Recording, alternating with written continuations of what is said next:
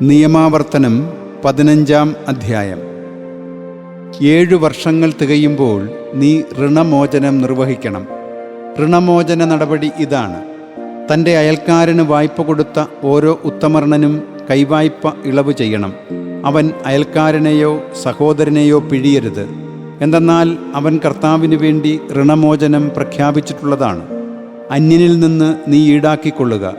എന്നാൽ നിൻ്റേതായി നിൻ്റെ സഹോദരൻ്റെ പക്കലുള്ളത് നീ കൈവെടിയണം. നിൻ്റെ ഇടയിൽ ദരിദ്രൻ ഉണ്ടാകാനേ പാടില്ല. കാരണം അവകാശമായി കൈവശപ്പെടുത്താൻ നിൻ്റെ ദൈവമായ കർത്താവ് നിനക്ക് തരുന്ന ദേശത്ത് കർത്താവ് നിന്നെ കാര്യമായി അനുഗ്രഹിക്കും. പക്ഷേ ഞാൻ ഇന്ന് നിന്നെ അനുശാസിക്കുന്ന ഈ ഓരോ കൽപ്പനയും ശ്രദ്ധാപൂർവം നിവർത്തിക്കാൻ നീ നിൻ്റെ ദൈവമായ കർത്താവിൻ്റെ സ്വരം പൂർണ്ണമായി അനുസരിക്കണമെന്ന് മാത്രം. തീർച്ചയായും നിൻ്റെ ദൈവമായ കർത്താവ് നിന്നോട് വാഗ്ദാനം ചെയ്തതനുസരിച്ച് നിന്നെ അനുഗ്രഹിക്കും. നിങ്ങൾ അനേകം ജനതകളെ കടക്കാരാക്കും. നീയാകട്ടെ കടക്കാരനാകുകയില്ല. നീ അനേകം ജനതകളെ ഭരിക്കും. നിന്നെയാകട്ടെ അവർ ഭരിക്കുകയില്ല. നിൻ്റെ ദൈവമായ കർത്താവ് നിനക്ക് നൽകുന്ന ദേശത്ത് നിൻ്റെ പടികളിലൊന്നിൽ നിന്നോടൊപ്പം നിൻ്റെ സഹോദരന്മാരിൽ ഒരുവൻ ദരിദ്രനായുണ്ടെങ്കിൽ ആ ദരിദ്ര സഹോദരനിൽ നിന്ന് നിൻ്റെ കരം അടച്ചു കളയത്തക്ക വിധം നിൻ്റെ ഹൃദയം കഠിനമാക്കരുത്. മറിച്ച് നീ നിൻ്റെ കരം അവനു വേണ്ടി നന്നായി തുറന്ന് അവന് കുറവ് വന്നിട്ടുള്ള അവശ്യവസ്തു ഉദാരമായി വായ്പ കൊടുക്കണം. ഋണമോചനത്തിൻ്റെ വർഷമായ 7-ാം വർഷം അടുത്തിരിക്കുന്നു എന്ന് നിൻ്റെ ദുഷ്ടഹൃദയത്തിൽ പറഞ്ഞുകൊണ്ട് ദരിദ്രനായ നിൻ്റെ സഹോദരനെതിരെ ദുഷ്ടലാക്കോടെ അവന് നീ കൊടുക്കാതിരിക്കുകയും അവൻ നിനക്കെതിരെ കർത്താവിനോട് നിലവിളിക്കുകയും അങ്ങനെ അത് നിന്നിൽ പാപമായി തീരുകയും ചെയ്യുന്ന സാഹചര്യം ഉണ്ടാകാതിരിക്കാൻ നീ സൂക്ഷിച്ചുകൊള്ളുക. നീ അവന് ഉദാരമായി കൊടുക്കണം.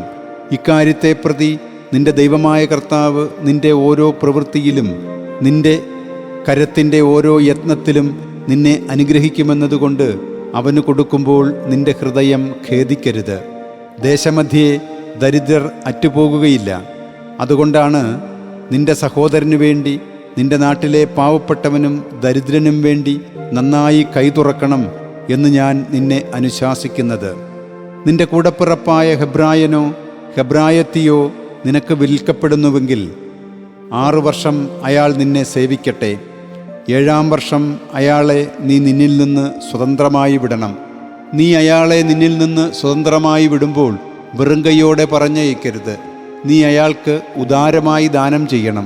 നിന്റെ ദൈവമായ കർത്താവ് നിന്നെ അനുഗ്രഹിച്ച നിന്റെ ആട്ടിൻപറ്റത്തിൽ നിന്നും മെതിക്കളത്തിൽ നിന്നും മുന്തിരിച്ചക്കിൽ നിന്നും നീ അയാൾക്ക് നൽകണം.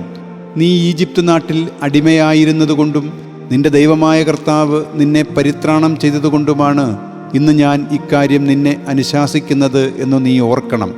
എന്നാൽ നിന്നോടുകൂടെ ആയിരിക്കുന്നത് അവന് നല്ലതായതുകൊണ്ട് അവൻ നിന്നെയും നിന്റെ കുടുംബത്തെയും സ്നേഹിക്കുന്നതിനാൽ ഞാൻ നിന്നിൽ നിന്ന് വിട്ടുപോകുന്നില്ല എന്ന് പറയുന്നുവെന്നിരിക്കട്ടെ. അപ്പോൾ നീ ഒരു തോൽ സൂചിയെടുത്ത് അവൻ്റെ കാതിലും കട്ടിളയിലും കടത്തണം. അങ്ങനെ അവൻ എന്നേക്കും നിനക്ക് ദാസനായിരിക്കും. നിന്റെ ദാസിയോടും നീ അപ്രകാരം ചെയ്യണം. അയാളെ നീ നിന്നിൽ നിന്ന് സ്വതന്ത്രമായി വിടുമ്പോൾ നിന്റെ ദൃഷ്ടികളിൽ അത് കഠിനമാക്കേണ്ടതില്ല. 6 വർഷം അയാൾ നിന്നെ സേവിച്ചത് വേതനത്തിൻ്റെ 2 മടങ്ങ് വേതനമായി ഭവിച്ചല്ലോ.